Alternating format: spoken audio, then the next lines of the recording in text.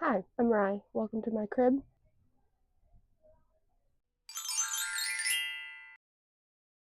Today I'm going to be starting a new series where I review all the tack that I use on a normal basis. Today we're going to start with my bridles and bits. So just for an idea, I have this whole rack, and these 5 right here are my every week used bridles. You may be thinking, Ryan, why so many bridles for one horse?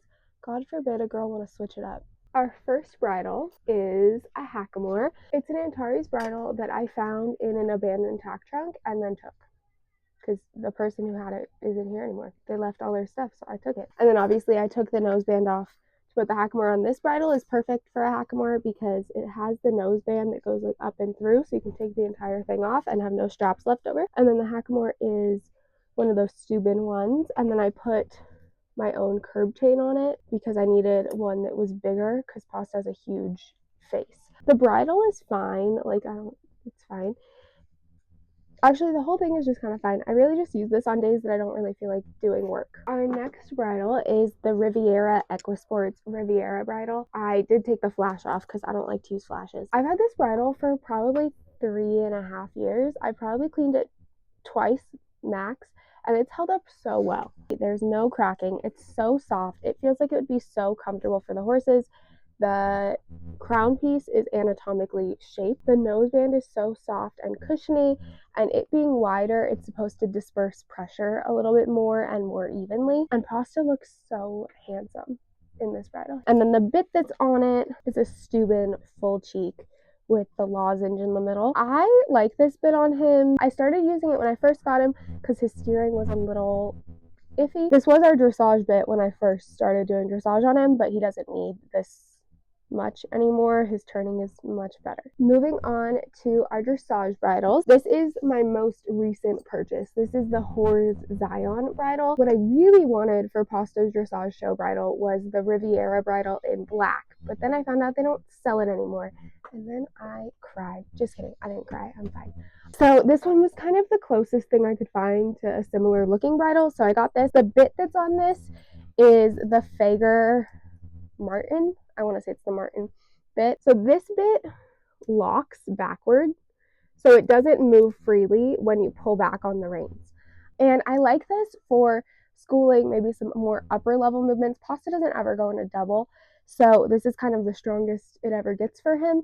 And it just gives him a lot of stabilization, which he needs because he's a little insecure. And then for the more upper level movements, it just gives me a little more oomph to the hand, especially like bringing him back in the lengthenings. I like to have this for that. I probably use this like once a week.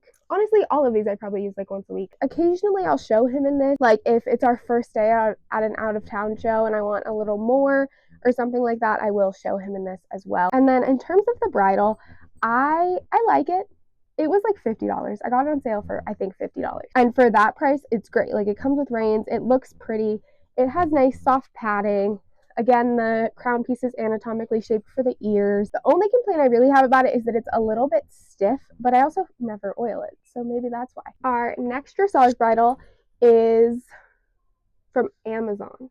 Wait, actually, this bridle's like a Frankenstein. This bridle actually is a Hors bridle on the top, and then this brow band came off of a Challenger bridle from Amazon. This bridle has the anatomical crown piece again. I honestly don't know if this is legal anymore. They made a change to the rules that like you're not allowed to have separate padding or something, and I honestly haven't looked at that rule deeply enough to know if this is still legal, but it doesn't really matter. I don't show them in it anyway. The brow band is falling apart. The bridle honestly itself kind of sucks.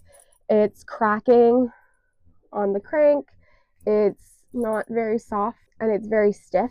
Again, I don't ever take care of my tack, so that probably contributes, but I'm just telling you my experience with it. The bit, however, I love. This is a Steuben bit as well. It's the like anatomic one, I think is the name of it.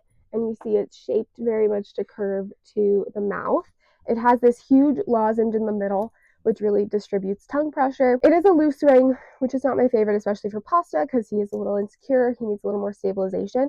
But I do like this for like a light day when we're doing, training level work. I'll use this, like Tuesday is the start of our week because he has Monday off. So Like I'll use this on a Tuesday just when we're getting stretched out, when we're doing a lot of lower level work. And I also love to use this on a training horse. I also like if I have a horse who I don't know, I'll start them in this bit. Like I'll ride them the first time in this bit and see how they go and then go from there. The last bridle that I use on a regular basis is from Horka, which is like a European brand. I bought it from Europe. It was very cheap as well, and it also came with reins.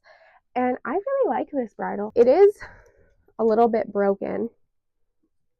The throat ledge piece did snap, the little keeper. The only thing that's not my favorite is the crown piece is not anatomically shaped, but it is kind of thin and sits nicely behind the ears, so they don't mind it very much. The braband I think is so pretty, and it's a little bit boring, but it's also a little different. Like it's nothing crazy, but it's a little eye-catching. The noseband is really nicely padded. Again, I never clean it. It was very cheap, and it's held up pretty well. And then the bit on this one, hold on. The bit on this one is also a faker bit. This is the Marcus bit. It's a little bit similar to the Martin, but it doesn't lock up, but it's kind of similar in shape. It has a slight lift for tongue relief. This is the bit that I'll show him in, like, you know, our second and third day at an out of town show. And it's the sweet iron, which makes them want to salivate and accept the bit. In general, I just love faker bits. Like, I think they're great. I think that they make them kind of more with the horse in mind, and there's also like a quiz you can take on their website about what bit you should buy based on how your horse is, which is very handy. Okay, I hope you guys enjoyed. If you have any questions, let me know. I will see you later.